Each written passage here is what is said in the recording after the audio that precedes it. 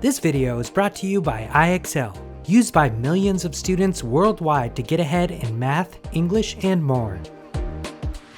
Let's learn about part 1 of the Fundamental Theorem of Calculus. The Fundamental Theorem of Calculus has two parts, and the first part tells us that derivatives and integrals are inverse operations. More formally, if f is a continuous function on an interval containing a, then for all x in the interval, the derivative of the integral of f of t with respect to t from a to x is equal to f of x. Notice that in order to apply this theorem, f must be a continuous function on our interval, a can be any constant value, and f of t and f of x will be the same function, but one will have variable t and one will have variable x. Let's see how this works. Here's our first example. Let's take the derivative of the integral of this function with respect to t from 1 to x. First of all, the fundamental theorem of calculus requires that the function in the integrand is continuous. We know that e to the t is continuous for all values of t, but there are sometimes continuity issues with natural log. So let's look at that a little closer. Since the argument of the logarithm is t squared plus 1, which is positive for all real values of t, then the natural log of t squared plus 1 is continuous for all values of t. Great! So we can use the fundamental theorem of calculus to find this derivative. Okay, the theorem tells us that the derivative of the integral of f of t with respect to t from a to x is equal to f of x. So in our case, a is equal to 1, and f of t is equal to e to the t plus natural log of t squared plus 1. Okay, so all of this is equal to f of x, or e to the x plus the natural log of x squared plus 1. We just had to replace our t's in the function with x's. Great work. Here's our next example. We have a very similar situation as our last example, but notice that there's a constant upper limit this time, and the lower limit is x. To use the fundamental theorem of calculus, we need to switch the bounds. So we'll rewrite this as the opposite of our integral from -1 to x.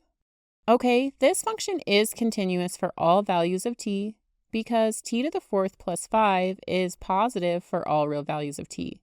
So we can proceed with using the fundamental theorem of calculus. This is equal to the negative square root of x to the 4th plus 5. Great work. Let's try another. In this example, we'll again need to start by switching the bounds on the integral so that the constant is the lower bound and 4x squared is the upper bound. This time, our upper bound isn't just x, it's a function of x. How can we find this derivative? Well, we know that when we have the derivative of an integral of f of t with respect to t from a to x, we just get f of x.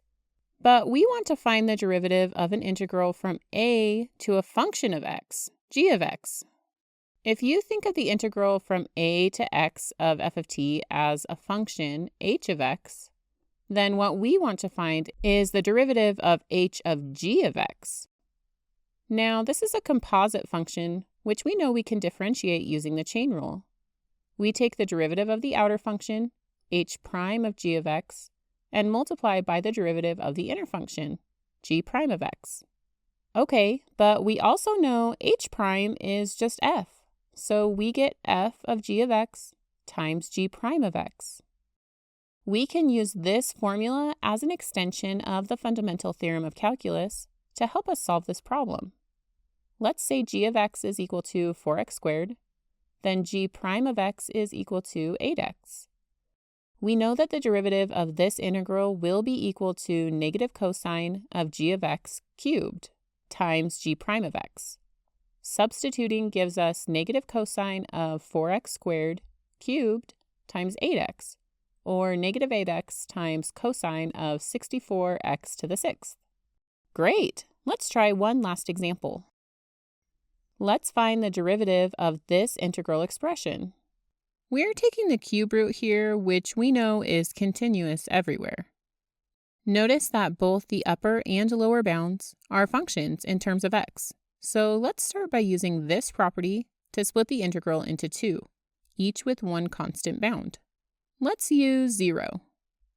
Okay, we'll need to switch the bounds on this first integral so that the lower bound is constant. And then we'll say g of x is equal to negative x squared, and h of x is equal to negative 3x.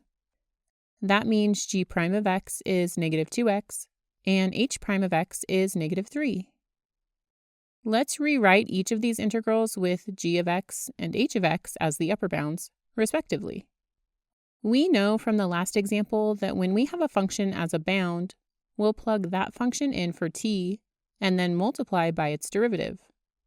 Plugging in g of x, g prime of x, h of x, and h prime of x, and simplifying gives us 4x times the cube root of negative x squared minus 1 minus 6 times the cube root of negative 3x minus 1.